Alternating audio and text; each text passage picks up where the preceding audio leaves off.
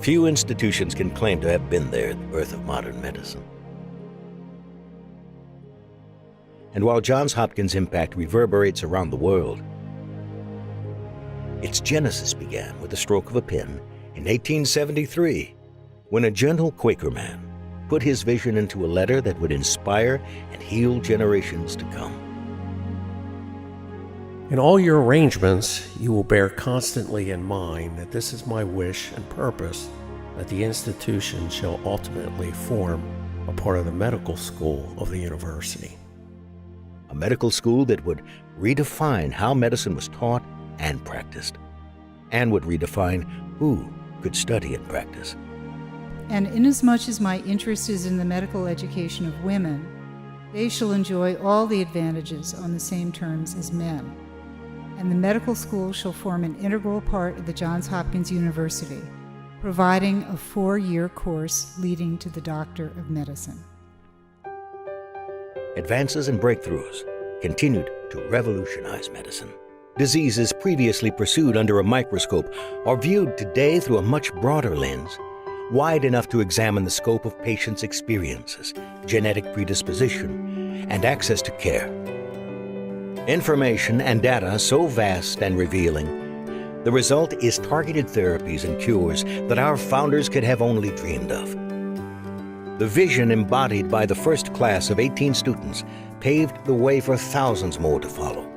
Pioneers all, physician scientists devoted to research, clinical care, and educating the next generation. And as our understanding has grown, so has our reach. Collaborations in nearly 100 countries.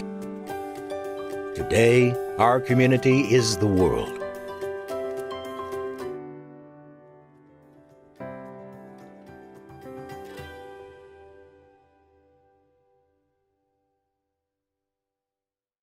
Good afternoon and welcome to the 2021 Johns Hopkins University School of Medicine Reunion and Alumni Weekend Symposium. I'm Diane Orlinsky, President of the Johns Hopkins Medical and Surgical Association. Our association is always honored to co-host this weekend of programming with Dean Paul Rothman. Our commitment to connecting alumni to the institution and enhancing the lives of students and trainees is stronger than ever. This symposium is a cornerstone to our Reunion and Alumni Weekend. It's a special time when we as alumni have the opportunity to connect with the institution through stories and updates from leadership, faculty members, and students. While this year continues to feel and be different in so many ways, including the virtual nature of this program, what remains the same is the significance of the School of Medicine in advancing research, providing cutting-edge and quality clinical care, and training our future scientists and physicians. And with that reassurance, our pride as alumni, whether we graduated with a degree or completed training here, continues to swell. It is a pride that will always resonate with us because of experiences that propel us in the work we do.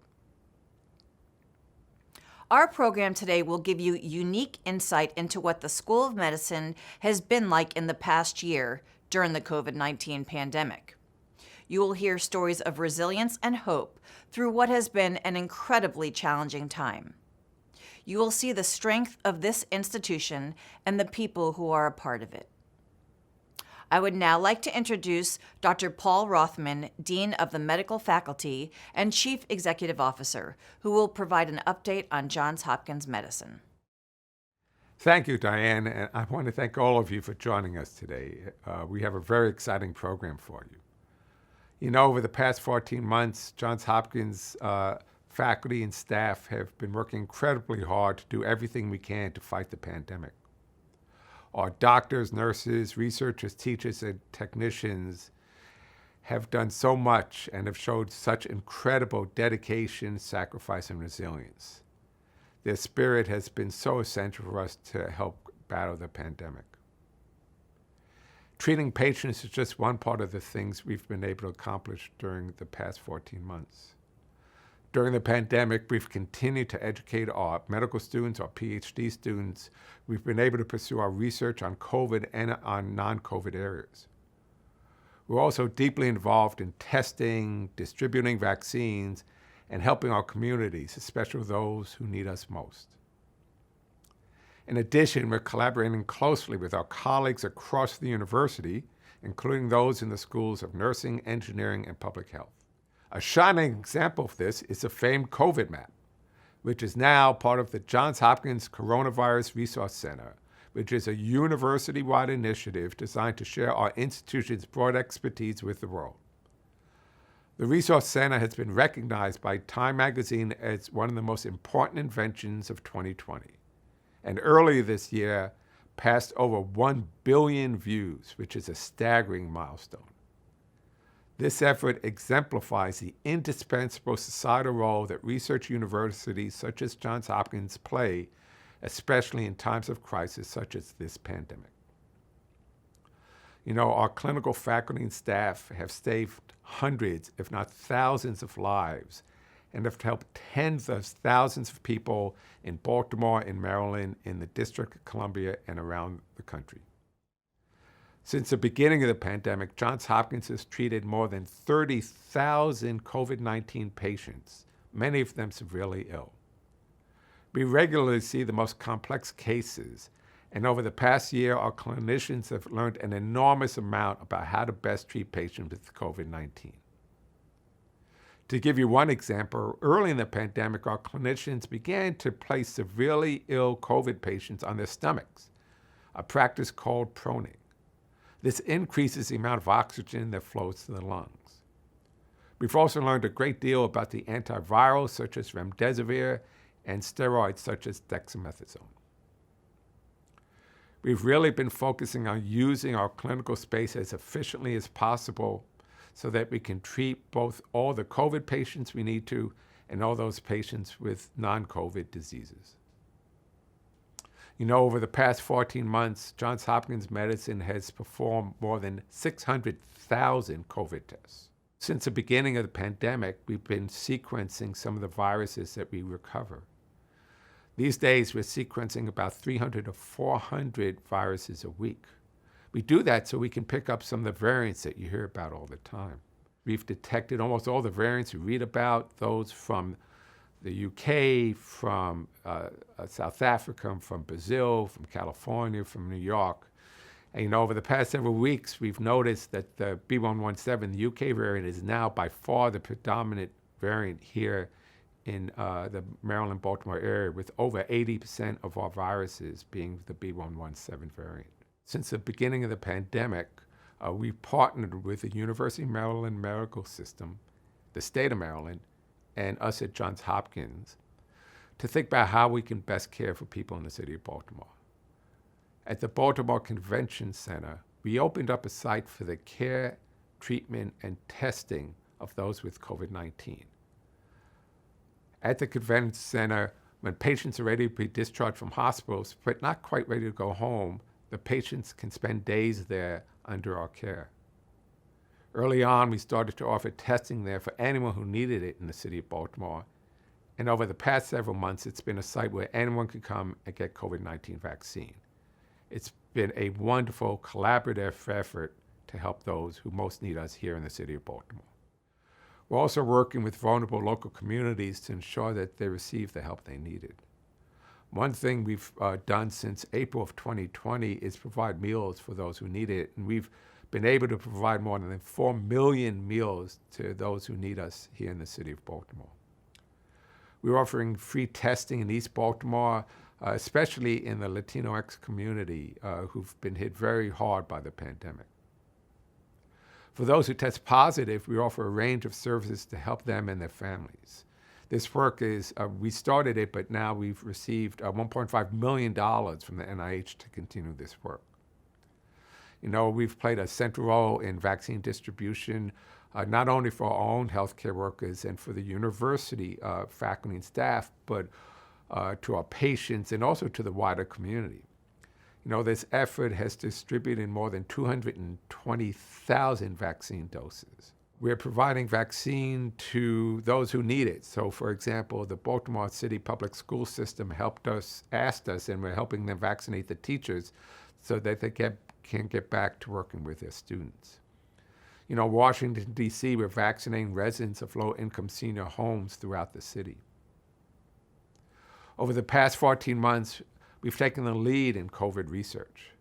We have more than 500 ongoing IRB trials for COVID-related research studies. One example of this are 2 large trials using convalescent plasma to treat patients with COVID. These trials received over $35 million in federal funding. In addition, we're using our databases and our precision medicine platform to try to understand more about this disease. For example, try to predict who will get ill from the disease at time of admissions so we can triage them better. Also trying to use our big data platform to understand who will benefit from which types of therapies. In the U.S., the pandemic seems to be easing, but we don't think it's going to totally go away anytime soon. We recognize that we are blessed to have a fantastic group of faculty, students, and staff. We continue to work hard in the care of our patients to ensure that our learners, our students, residents, and fellows get the education they need, and to lead research to help us triumph over this virus. Thank you so much for joining us today, and I hope you enjoy the rest of the program. This has been an extraordinary and difficult year. One of the great things about Johns Hopkins is its collaborative atmosphere. Frontline nurses, respiratory therapists, environmental service people, security people, house staff, physicians. Subsequently, you have to think about just the sacrifice and bravery of everyone. My name's James. I'm one of the senior general surgery residents at Hopkins, and I was redeployed to the COVID ICU over the last month. One of the hardest things in the ICU, normally there are, pictures of people that are brought in by their family and, things from home that sort of allow you to understand who a person is and remind you, what it is that we're actually doing. We're taking care of a person with a disease, not treating a disease. This is hard. So the fact that we're all at risk and we put ourselves out there, to the fact that we're isolated. I mean, we've de-densified. A lot of people are working from home. It's new, it's different. We're on Zoom all day. We're not seeing people. We're social creatures. We miss the interaction, and we're scared. And then we've had a turbulent election that was another big stressor on people. We've had social unrest. We've had the deaths of African Americans in police custody, and that's put a strain on a lot of people. We have a lot of resources from the Office of Wellbeing and others that if people need help, we want them to avail themselves of the resources that we've made available to them to get the help they need. So we think coming out of this, we're going to have great opportunities, and then we're going to just grow in an unprecedented way after the pandemic's over. We're thinking through strategic goals of expanding our physical footprint, thinking about how we care for patients in a larger geographic area. We think telemedicine is going to give us opportunities to expand our care in areas and to patients that we couldn't before. It's going to take a while for us to recover from this, but the best thing is that we learn and we use those projects and those creative, innovative ideas and bring them forward to change healthcare. And then finally think about what we could do globally to help people, either in terms of new therapeutics or new research, or advocacy for the public health measures that we think are really important. If you think about the speed of both getting these therapeutics and these vaccines are at a pace unprecedented in history. This has been an all hands on deck effort, and have done so just because it's what we do. We take care of sick people when they need us, and it's really deep. People have worked so hard. We are a family here together. We'll get through this together.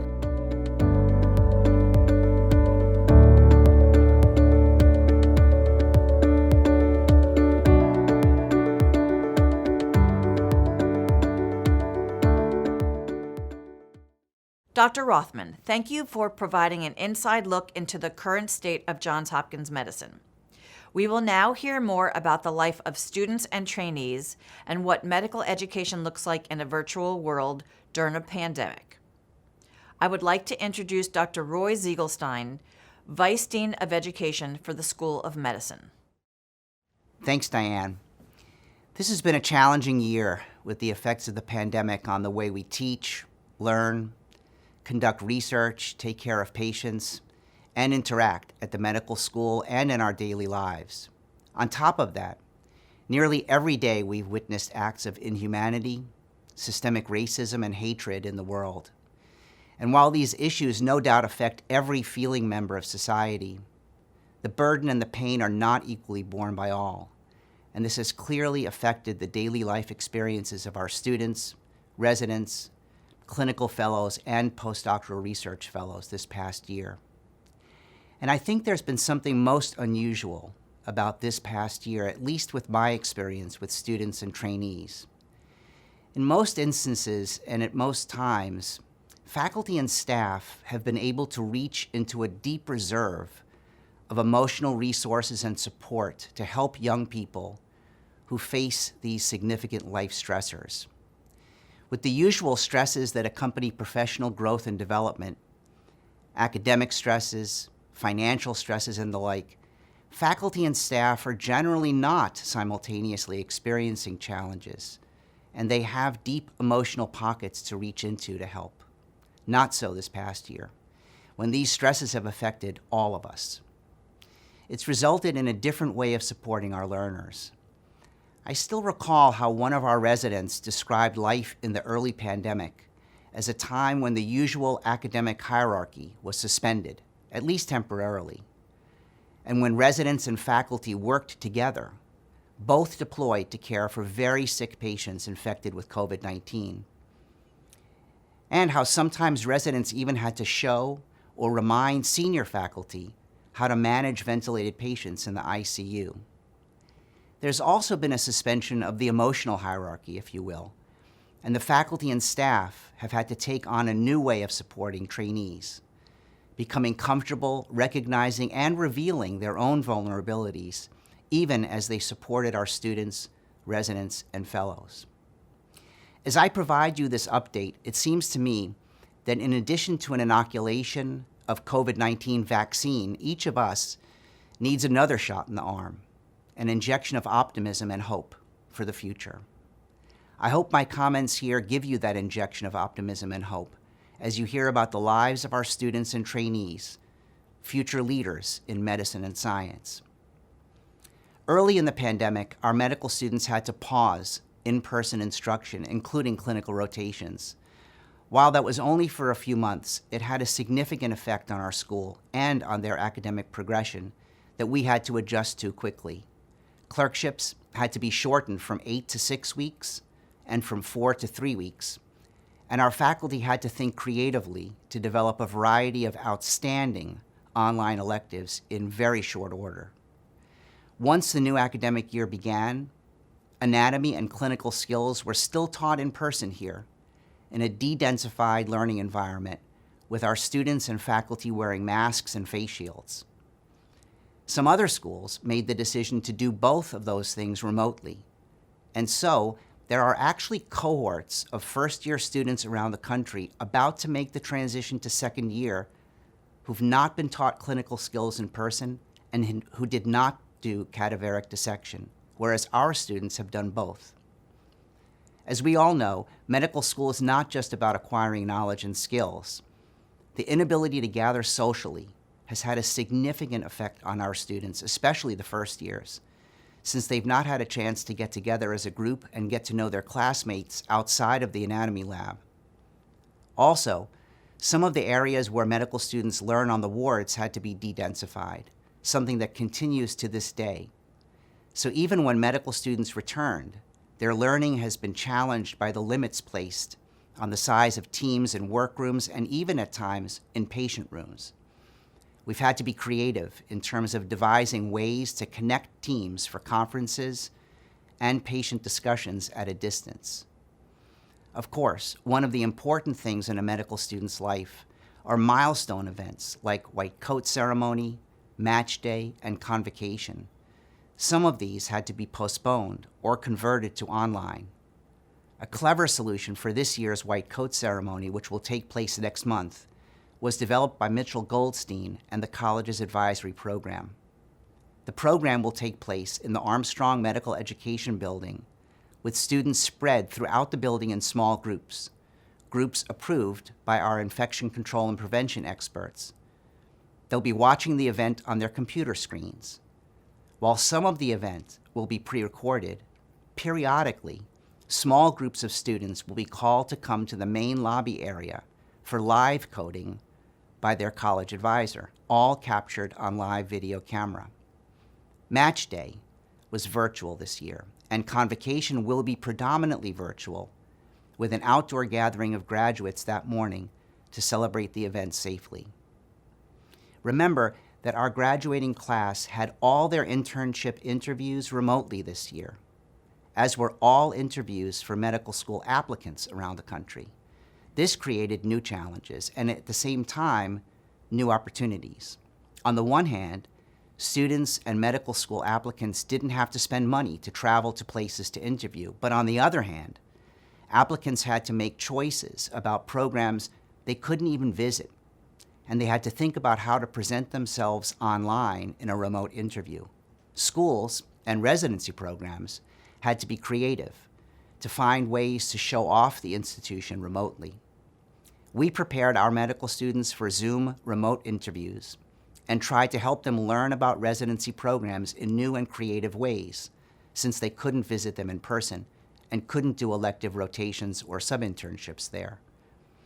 Hopkins residency programs developed special remote electives and other remote experiences to show medical student applicants what residency training is like here at Hopkins. I still recall being an intern applicant many years ago, and I can easily take myself back to that day in December 1985, when I walked into Johns Hopkins for the first time and went on morning rounds with the team on Osler 4 before my interviews. I've told other groups that to me, that day was a lot like falling in love. I immediately felt the Hopkins presence and culture and everything that's distinct about this magnificent place. Creating a way for students to get that sense remotely was challenging. Nevertheless, our medical students did extremely well in the match this year, with about 25 to 30% remaining at Hopkins for residency, a similar percentage as in most other years. Residency programs also did well, and in fact, some program directors told me that they felt this was their best match ever, at least on paper. Of note, our residency programs made a concerted effort this year to attract medical students from underrepresented backgrounds, and that seems to have paid dividends. This year, 21% of new interns starting this July at Hopkins will be from groups that are underrepresented in medicine, compared to only 14% 2 years ago. This is truly an amazing accomplishment, especially when one considers that, as many of you know, and as recently reported in the New England Journal of Medicine, Black male medical students account for only 2.9% of the national medical student body today, a lower percentage than in the late 1970s. I want to turn to our residents and clinical fellows. They have been nothing short of amazing this year. There's no doubt that the pandemic affected training this year in significant ways. Some of you may have seen a recent study that showed that surgical residents across the country noted a significant decline in the number of cases performed during the pandemic, especially certain ambulatory surgical procedures were postponed or canceled during the early months of the pandemic. Although our residents at times had to be deployed to care for patients with COVID and perform functions quite different from what was expected for their specialty training, they nevertheless have been able to maintain their focus on their education and training and their academic progression. This is a testament not only to our residents, but to the amazing leadership of our residency and fellowship program directors and our Associate Dean for Graduate Medical Education, Jessica Beanstalk. The pandemic posed similar challenges to our graduate students and postdoctoral research fellows, interrupting and changing the pace and sometimes the course and focus of their research this past year. The pandemic caused many labs initially to push the pause button until it could be determined whether and how laboratory research could be safely conducted during the pandemic. Some were designated as essential personnel in the early months of the pandemic and kept our laboratory facilities running without interruption, ensuring the maintenance of cell lines and crucial experiments. Under the leadership of outstanding graduate program directors and faculty PIs, as well as the Associate Dean for Graduate Biomedical Education, Peter Espenshade, and the Associate Dean for Postdoctoral Affairs, Dana Boatman, the career paths of our graduate students and postdoctoral fellows have continued during the pandemic. In fact, we've really stepped up some of our career development programs under the leadership of Kate Bradford, the Associate Director for our Career Services in what's called our Professional Development and Career Office. This office has created an ecosystem that supports professional development and provides a variety of resources to graduate students and postdoctoral research fellows, including grant writing workshops, mock interviews, and one-on-one career counseling that many of our graduate students and postdoctoral research fellows did not have in previous years. And our medical students, graduate students, residents, clinical fellows, and postdocs continue to lead in a variety of ways with amazing service to the community, leadership of national student and trainee organizations, groundbreaking research, and awards and recognitions that are too numerous to mention here, not only because of time limitations, but also at the risk of overlooking some by highlighting others. I hope this gives all of you a sense of what's going on here at Hopkins for our students and trainees. It has been a challenging year, no doubt, and yet, in many ways, it has shown just how amazing Johns Hopkins School of Medicine is. Eleanor Roosevelt said, "A woman is like a tea bag. You can't tell how strong she is until you put her in hot water." Taking nothing away from the meaning of the quote, I would say that Eleanor Roosevelt's quote applies to our institution as well, and to all our students, residents, and fellows who have consistently demonstrated extraordinary strength through the most challenging of times. Thank you. Thank you, Dr. Ziegelstein, for that important update on the School of Medicine.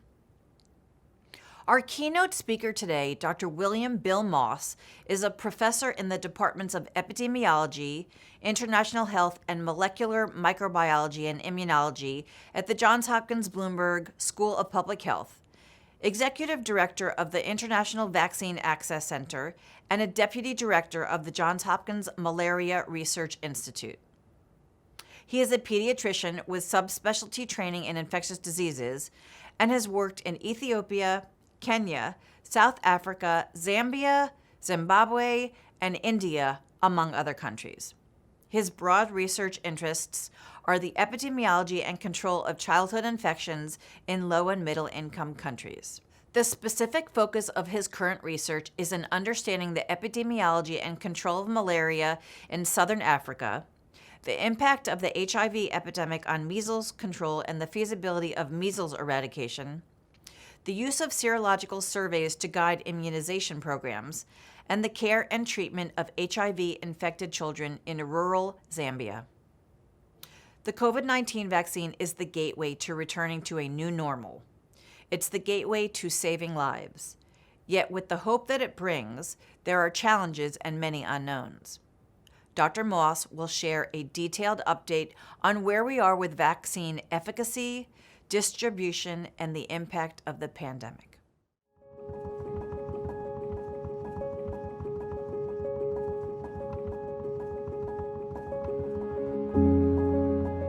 I just got my first vaccine. How do you feel? I feel good. Why'd you do it? Because I'm a chemo patient and I wanted to make sure that I was covered. I feel like it gives me the first sense of normalcy in a long time, that there's light at the end of this crazy tunnel. I'm really looking forward to my family being safe.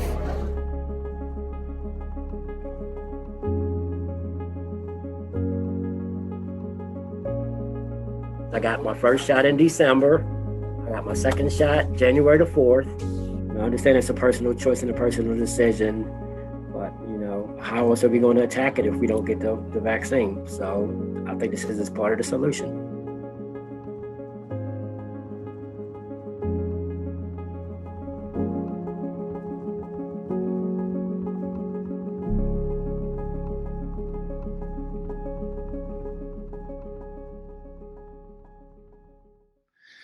It's my great pleasure to be with you today and to talk to you about vaccinating the world. This is one of the most important undertakings as we fight this global pandemic. We have not attempted in a very short period of time to vaccinate a large proportion of the global population. We have had eradication efforts, such as the smallpox eradication effort, where we attempted to vaccinate much of the world against smallpox. But that took us 10 years from the time of intensification of the smallpox eradication efforts to the actual last case in 1977. We have attempted to vaccinate much of the children of the world to eradicate polio.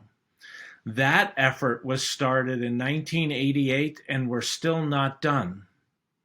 We have made enormous efforts to vaccinate the children of the world against measles and other vaccine-preventable diseases, but despite enormous resources and efforts, have stagnated at about 85% coverage globally.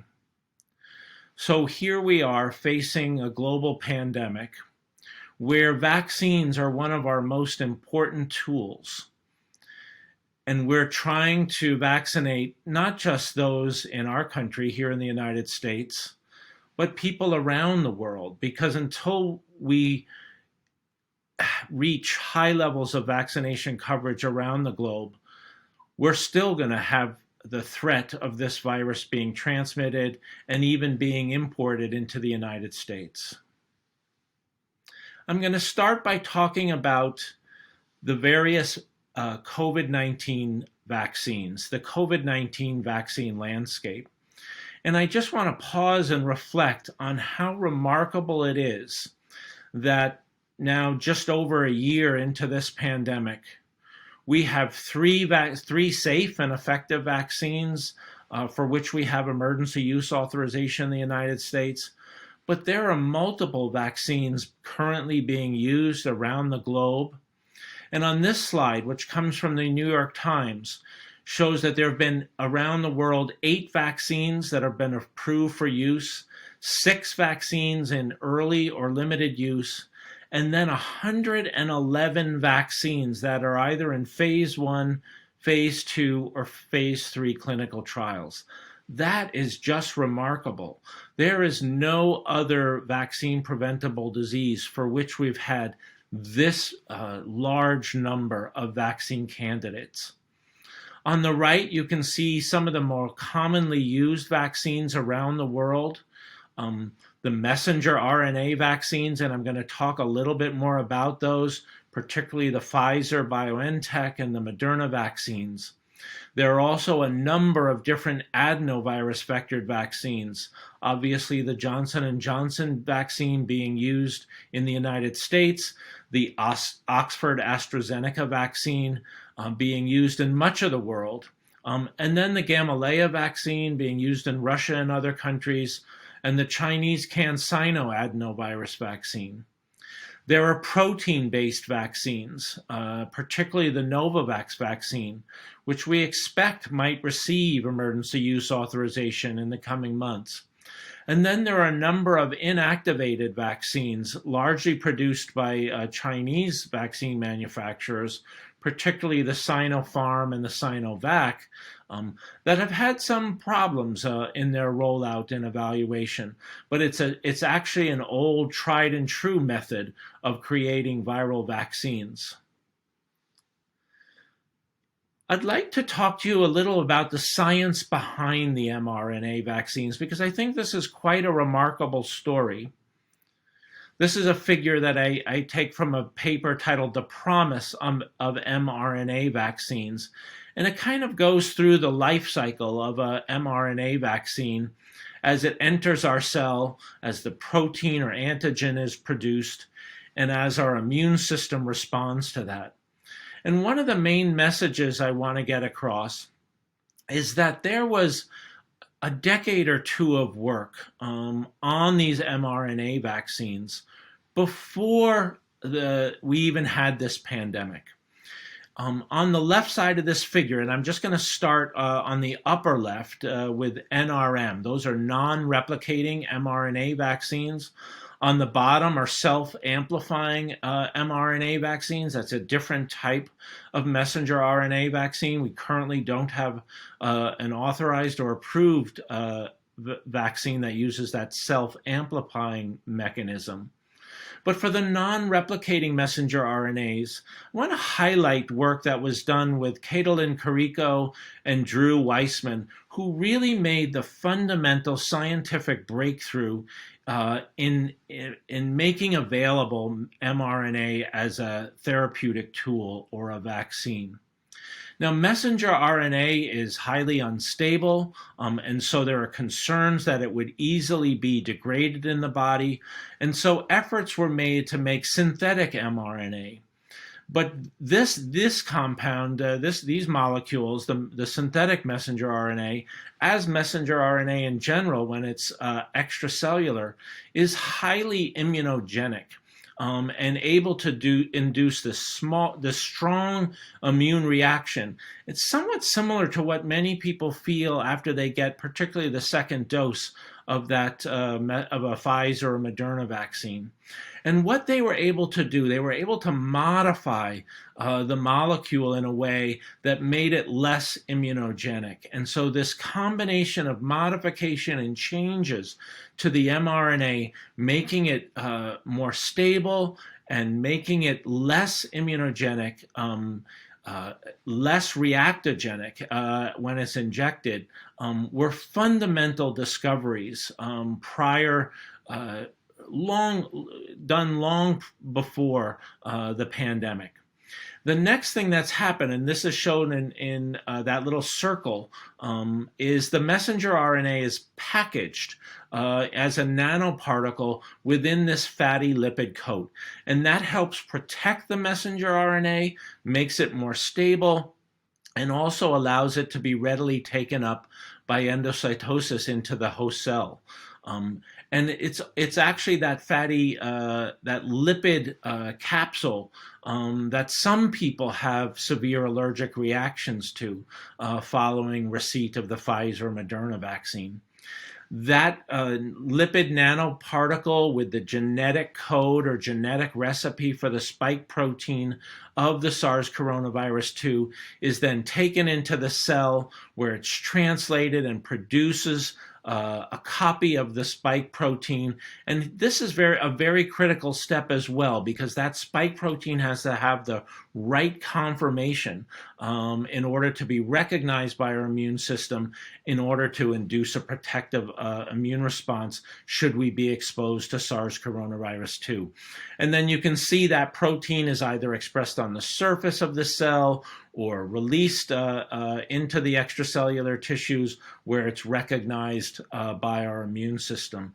So there was a lot of scientific work before the pandemic that went into really optimizing. So we were really poised to be able to manufacture these mRNA vaccines, which are a new vaccine platform, but they were very rigorously evaluated in clinical trials before the emergency use authorization. So what makes a successful mass vaccination campaign? Obviously, we have to have safe and effective vaccines, and we learn about those, we study those in the clinical trials. But in order to really be effective as a mass vaccination campaign, we have to have what I've called the 4 Ds. We have to have sufficient number of doses of a safe, effective vaccine. We have to be able to deliver those doses into the arms of people, and this aspect has multiple components to it. We need to be able to identify who's eligible to receive the vaccine. We need to have the ability to make appointments and schedule vaccination visits so people know when they're able to go and get a vaccination. We need to have enough vaccinators, enough people who can appropriately deliver the vaccine. And we have to have enough vaccination sites, places where people can go. And for a mass vaccination campaign, and a successful one, we need to have a wide variety. We need to move beyond, as we have here in the United States, beyond the traditional locations where vaccines are administered. These can be mass vaccination sites like sports stadiums, or we need to have mobile clinics to go into remote areas of the country or underserved communities to get the vaccines there. In addition to having sufficient number of doses and having the mechanisms to deliver those vaccines, we need to have adequate vaccine demand. And that demand is built by having trust. There's been a lot of talk about vaccine hesitancy and people who are skeptical to get the vaccine. And it's very important that we have the right messages well, first, that we actually listen to what the concerns are. What questions do people have? Why are they hesitant to be vaccinated? And then we have to have the right messages to provide the information that is needed. But equally important, we need to have the right messengers. And that's often community leaders. That can be healthcare workers, doctors, nurses, nurse practitioners. That can be church or religious leaders in the community. Those are the people who best understand the concerns of the community or a particular individual and are able to address them. And then the fourth D is having the appropriate data. We need to know who is being vaccinated.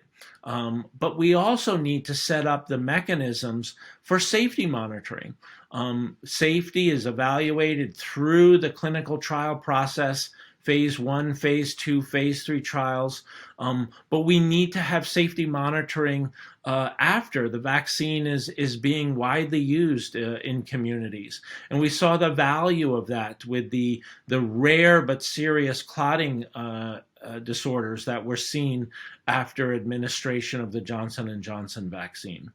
So what makes a successful mass vaccination campaign? Having the sufficient number of doses, being able to get them into arms, having the demand and building the trust for the vaccine, and having the data to be able to follow who's being vaccinated and the safety. Now, we've made enormous progress here in the United States. More than half of adults in the United States have received at least one dose. We've done particularly well because they were prioritized, those who were most vulnerable for severe disease, hospitalization, and death. For example, adults over 65 years of age. More than 2/3 have been fully vaccinated. But we've had inequities, vaccine inequities here in the United States. There are communities that are behind. Those can be communities of color or remote communities, remote rural communities that haven't had the access. But we're also seeing now, and I think this is really a pivotal point in our vaccination efforts here in the United States, where we've made tremendous progress, where we need to turn our attention to global COVID-19 vaccine inequities. And in this figure on the left side, you can see in that bar chart the percentage of the global population 18 years and older. And just starting from the bottom in that blue color, those are high-income countries. So 19% of the global population of global adults live in high-income countries. 37% in upper middle-income countries. 37% in lower middle income countries, and then that 7% in low income countries. That's the global population distribution by income level of countries. Now, if we look where these vaccines have gone, which countries have purchased, I mean, this won't be surprising, but 54% of all the vaccines have been purchased by the high-income countries, and you can see a very small proportion of the vaccines, COVID-19 vaccines, have been purchased by middle and low-income countries. And these are the global inequities in COVID-19 vaccine purchasing and access. And this is going to be an increasingly important problem as we move forward in our efforts to fight this pandemic. Now, the main mechanism to achieve global vaccine equity is something called the Access to COVID-19 Tools Accelerator, or the ACT Accelerator. And this has what are called 3 pillars, one directed to vaccines, I'll talk more about that, one directed toward therapeutics, and the other to diagnostics.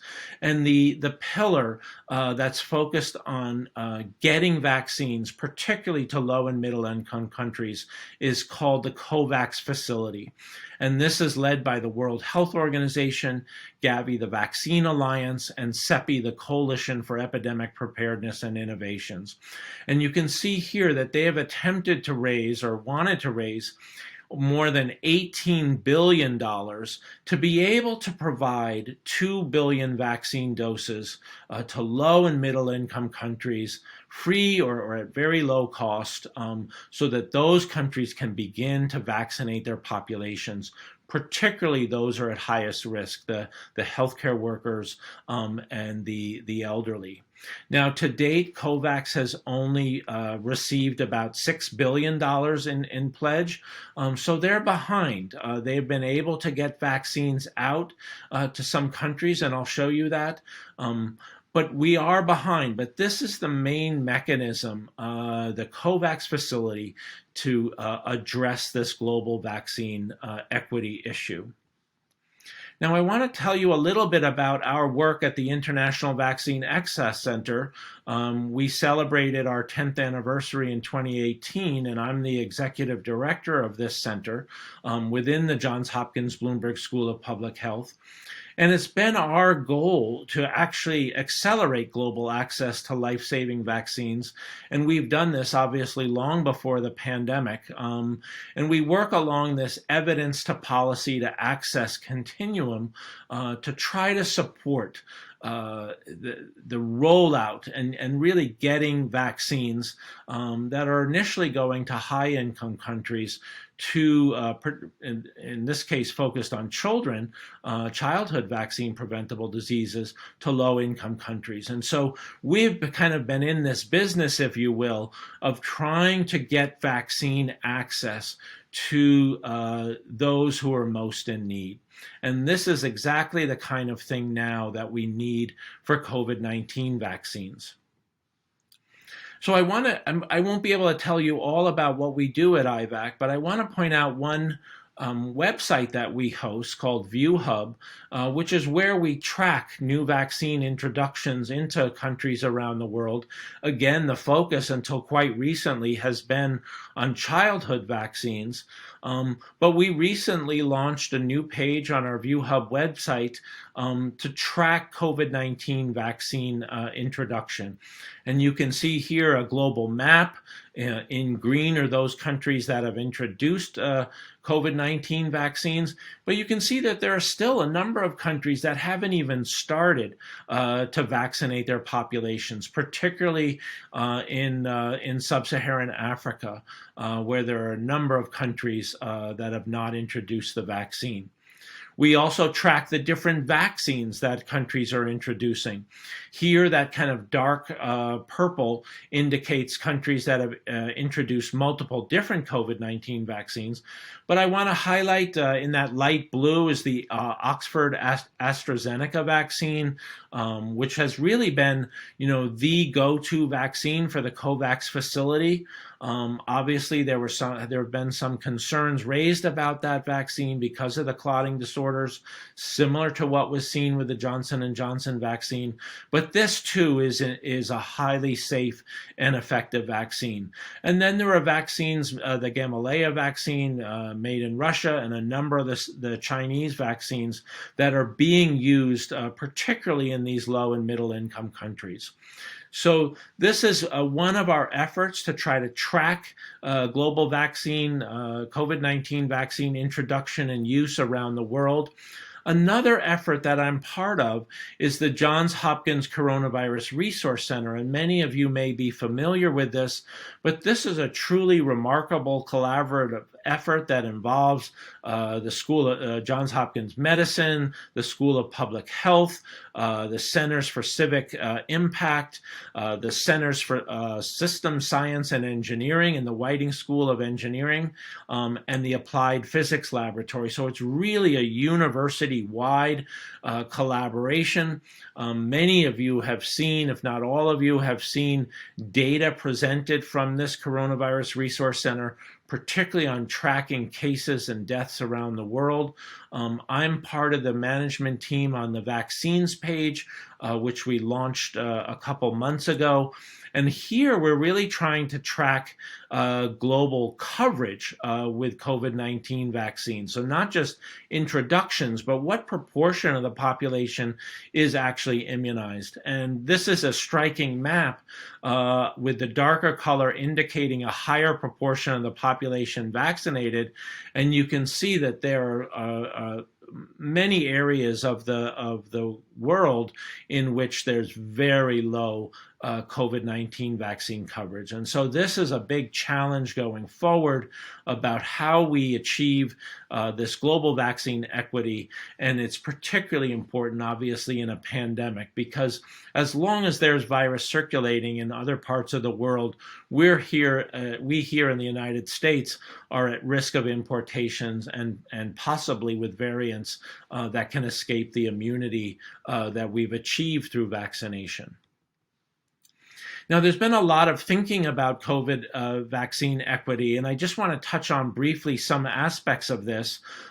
Before vaccines were available, the Center for Health Security published an interim framework for COVID-19 vaccine allocation and distribution in the United States, and then the National Academies of Sciences published a framework for equitable allocation of COVID-19 vaccine, again, focused in the United States, but with a vision toward global equity.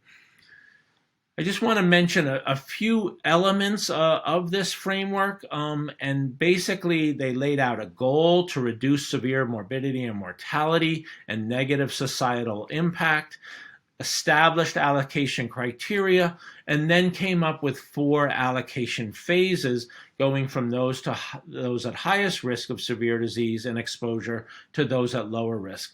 Underlying this were ethical principles of maximum benefit, equal concern, and mitigation of health inequities. And this kind of thinking, this framework, is really important, not just for thinking about inequities within the United States, but thinking about global inequities. And so their 7th and last recommendation coming out of this National Academies report was to support equitable allocation of COVID-19 vaccine globally. And here they were really calling on the United States to play an important role in achieving global vaccine equity. And they pointed out, again, this was before any vaccines were available. They called on the United States government to opt into the COVAX facility, which the U.S. government now has and contributed roughly $6 billion. They called on the United States to deploy a proportion of its vaccine supply for global allocation.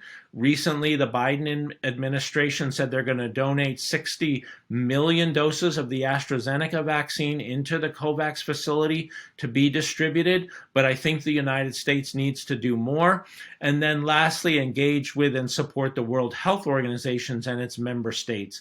So I thought this is a call to us here in the United States to really support equitable allocation of COVID-19 vaccines globally. Now, I want to end up by coming back to the work of the International Vaccine Access Center and just highlighting how in the past, how long it's taken from vaccines to reach 50% of the population in a high-income country to 50% of the population in a low-income country. You can see here in the box on the right, for hepatitis B vaccine, that took 19 years. For the Haemophilus influenza type B vaccine, 10 years. And then, in part, due to the efforts of the International Vaccine Access Center through a project called PNEUMO-ADAP, for pneumococcal conjugate vaccine for 4 years. But we don't have the luxury to really wait many years to achieve global equity in COVID-19 vaccine allocation. So what can we in the United States do? Well, there's been a lot of discussion about making our excess doses available, as I mentioned with the AstraZeneca vaccine, but we as a country have purchased many more vaccine doses than we actually will need. And so I think the United States can redirect some of those vaccine doses. We can support the manufacturing of additional doses. And the Biden administration, for example, helped broker an agreement between Merck, one pharmaceutical company, and Johnson & Johnson to get Merck to actually help scale up the manufacturing of the Johnson & Johnson vaccine. So there can be more of these arrangements between pharmaceutical companies. There's been a lot of talk about loosening some of the patent and intellectual property restrictions to allow other vaccine manufacturers to be able to make vaccines for the global market. Now, making these vaccines is not trivial, particularly the mRNA vaccines, because these are a novel vaccine platform, so they would really require rebuilding vaccine manufacturing plants, but we need to do more to increase that vaccine supply. So if we come back to the 4 Ds of a successful vaccination campaign, mass vaccination campaign, the biggest bottleneck right now is having sufficient number of doses, but we also need to ensure that countries are able to deliver those doses into arms, and that they're able to do the public health messaging to create the demand and then create the data management system so that they can track who's being vaccinated and monitor for safety signals. So Johns Hopkins Medicine and Johns Hopkins University as a whole is playing a really important part in not only COVID-19 vaccine rollout here in the United States, but in thinking about how we can really pivot and focus our efforts on achieving global COVID-19 vaccine equity. Thank you for your attention. Thank you so much, Dr. Moss, for that extraordinary and thorough presentation. We have a few thoughtful questions for you from some of our alumni. The first question is, what can we expect for future seasonality and changing vaccine requirements for COVID-19? Yes, I mean, these are really important questions, and I don't think we quite know yet how SARS coronavirus 2 is going to behave in terms of seasonal transmission. I have no doubt that it's going to be with us for a long time. We're not going to eradicate this virus in the near future, certainly. But whether it's going to be more seasonal transmission like we see with influenza viruses, I think it's still too early to tell. But we may need booster doses, and I think this is a very important issue. There are really 2 reasons why we may need additional doses of vaccines. One is if the duration of protective immunity is short. So if there's waning immunity, we would require then booster doses to obviously boost that immunity and keep us protected. The other reason for additional doses is the emergence of variants of concern, and particularly variants for which our vaccine-induced immunity is no longer effective. And so we may see booster doses in the future that basically contain the same virus that we've been vaccinated with before. Or as I anticipate, we may see kind of what we might call multivalent vaccines that actually target the original virus strain, as well as some of the newer variants of concern. Well, that answered the second question. So I have another question after that. What is the likelihood of reaching herd immunity in the United States, and what are the consequences of not reaching it? Yes, this too is a very frequently discussed topic. And the way I like to address this one is first to address any misconceptions about herd immunity, because I think we sometimes talk about it as if there's some magical threshold that we need to achieve with vaccination coverage, and then all of a sudden the virus is going to go away. And that's not really how herd immunity works. And it actually has some subtleties to it that I think get missed. But basically what herd immunity refers to is that the probability of an infectious individual coming into contact with a susceptible person just gets really low because there are so many vaccinated and protected people in the population. And so if we just kind of follow the basic rule of thumb, what people talk about is a herd immunity threshold maybe of 70%, 75%, 80% of people actually immune. That's not people vaccinated. The vaccine's not 100% effective, so our vaccination coverage needs to be higher than that. And if we have these more contagious variants, then that herd immunity threshold gets higher. But it also is a function of how frequently people come into contact with one another. So that herd immunity threshold is not kind of one value across the United States. It's higher in cities, for example, than in rural America. So there are kind of nuances here. I think it's going to be difficult for us to achieve kind of true herd immunity, if that even exists. What I see as the end game is, first of all, we want to reduce hospitalizations and deaths. That's our most important goal. And I think we're beginning to certainly see evidence of that. I think our end game is going to be not that we reach some herd immunity threshold and the virus goes away, but we're going to be living with this virus. And so we're going to need to have systems to be able to detect newly infected individual, isolate them, do the contact tracing and quarantine the contacts, and control these kind of hot spots, or almost, you could almost think of it like little forest fires around that are going to pop up that we're going to need to kind of jump on and control. That was a great answer. So along those lines, though, let's say we do keep, COVID-19 is quiescent for a while. Do you think we should expect other pandemics in the near future?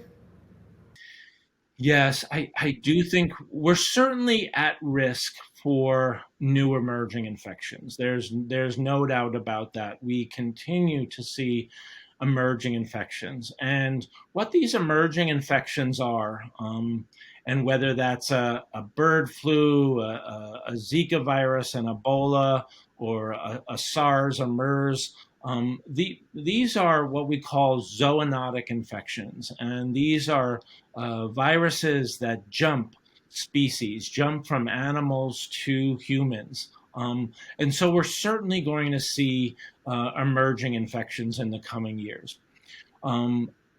Whether one of those pathogens kind of ignites and becomes a pandemic like SARS coronavirus 2 is, requires that virus then adapt quickly to humans and be able to be transmitted from person to person.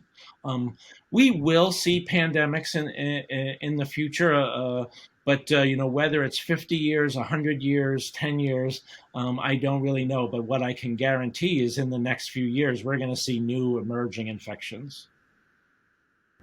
It's too bad. Yeah.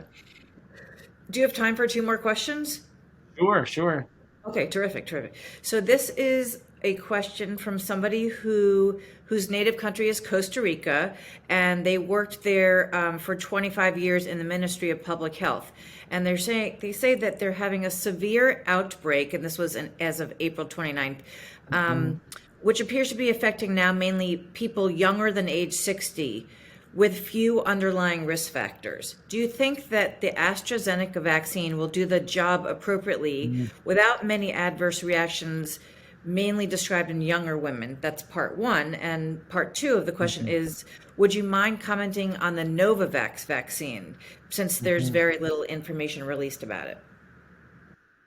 Yeah, these are somewhat complex questions, but No, so the AstraZeneca vaccine is a very safe and effective vaccine, and as I said, it's the vaccine that's actually being used in more countries around the world than any other vaccine. It's an adenovirus vectored vaccine, meaning that the genetic recipe for the spike protein, instead of being as messenger RNA, is inserted into an altered adenovirus, another type of virus that actually can't replicate, is made such that it can't replicate. So it's just another way of delivering that that genetic recipe into our cells to make the spike protein. It is true that that rarely some people have had the severe clotting disorders that we saw here in the United States with the Johnson & Johnson vaccine. But the benefits of these vaccines, those are very rare adverse events, and the benefits outweigh the risks. Now that so in general, yes, my answer would be yes. I think the AstraZeneca vaccine could help reduce hospitalizations and deaths, certainly in Costa Rica, as in in other countries. It does have. I'll say the one caveat about the AstraZeneca is that it does seem to have reduced protection against what's called the B.1.351 variant that was first identified in South Africa. And South Africa has opted not to use that vaccine because of that reduced efficacy. So I would say, in a country where, if there were a country where that were the dominant variant, there you might see reduced protective efficacy against mild disease because of those variants. Now, the Novavax vaccine is a different type of vaccine platform. It's what we call a protein-based vaccine. So instead of injecting the genetic recipe for the spike protein, you actually just take the spike protein, and it's configured in a certain way in a nanoparticle. There's what we call an adjuvant added to it, which helps stimulate the immune system. And so the data from those phase 3 trial are still being collected. So we haven't seen much of the phase 3 trial preliminary data. But I think things look I've heard that both the safety and the efficacy look good with that vaccine. So I expect that we may see an emergency use authorization for the Novavax vaccine in the coming months. And I'll just say it may not play a big role, at least initially, in the United States. But I think the more vaccines we have available to us to fight the global pandemic, the better. And just to say that the Pfizer and Moderna vaccines do require very cold storage, so that's hard to do in many low and even some middle income countries. So these other vaccines, the adenovirus vaccines, but a protein-based vaccine like the Novavax vaccine may just be a lot easier to handle in many low and middle income countries. So this is my own personal question, but so as Europe opens up this summer, do you think it's safe to travel there? Would you travel to Europe?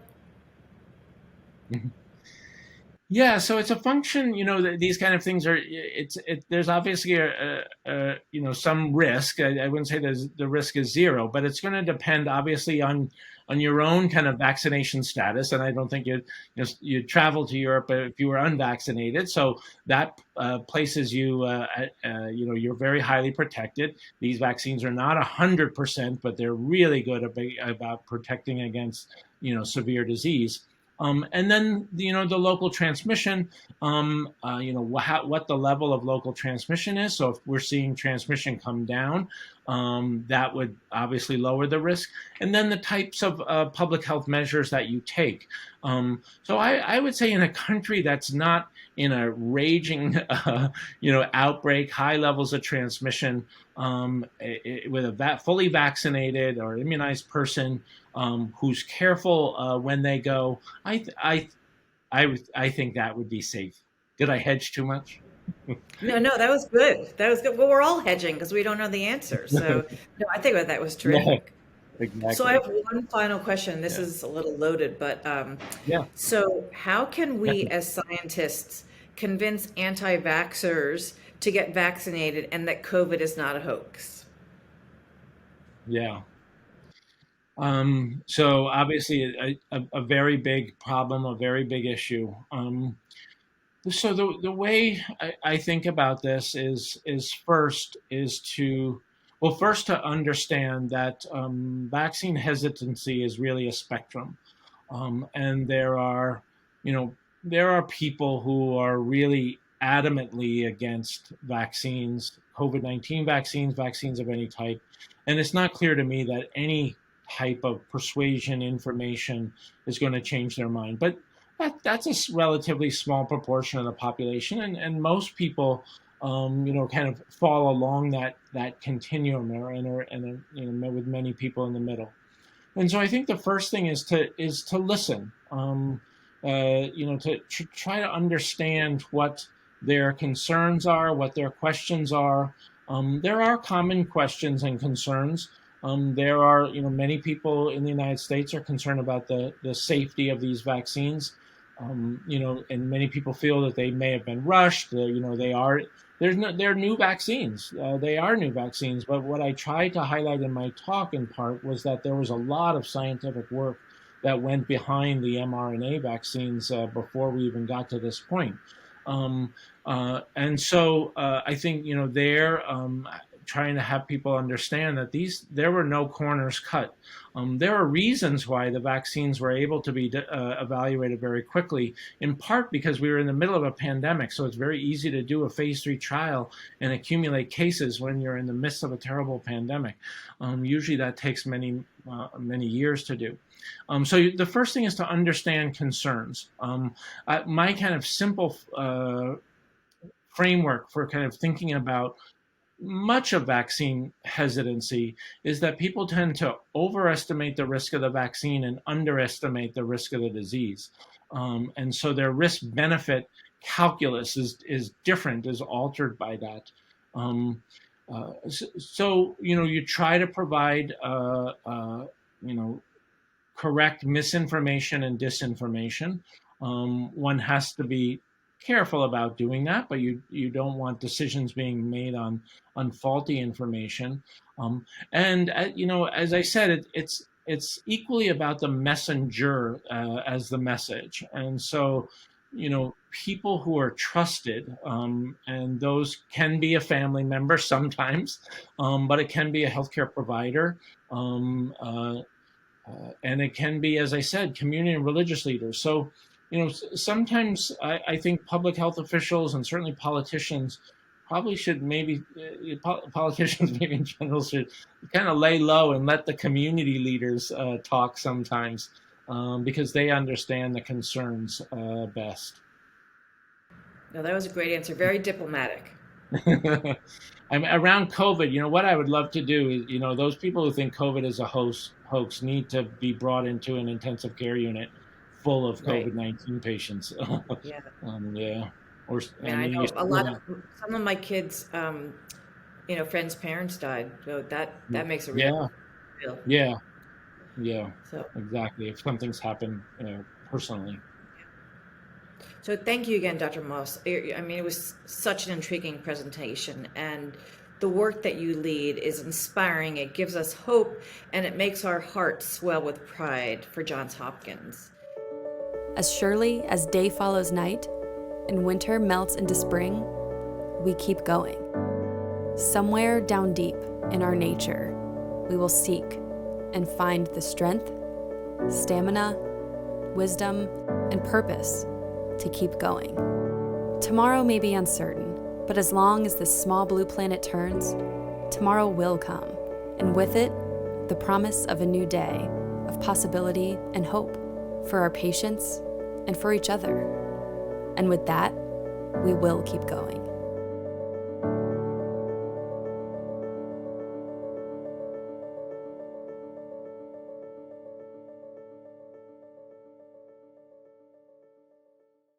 Thank you, Dr. Moss, for that intriguing presentation.